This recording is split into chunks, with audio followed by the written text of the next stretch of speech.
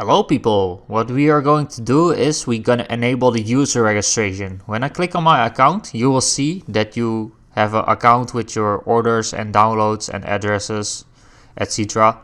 So I'm going to log out right over there and you will see a login page. So that's not what you want. When you click on registrate and sign in, you will see only this login page.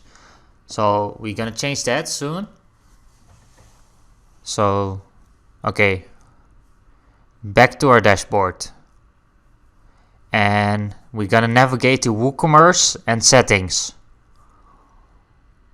and we will navigate to the account tab, to the accounts tab, and right over there you can select if you want to enable customer registration on my account page. You must check those box and it will automatically add the registration form to the website. So click on save settings, save changes, and visit your website.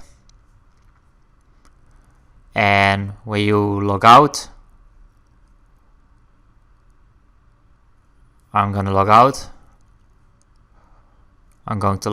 and I'm going to enter my website URL. And you will see that there is now a registration page. So that's great. You can also register right now. So I'm going to register for our account. Example at hotmail.com. And I will generate a random password. So, and I will register. So this will take you to a page like this. Okay, you've successfully enabled your user registration. So that's great. You can see here your orders and a lot of stuff. So yeah, that's probably how you enable your user registration. See you soon.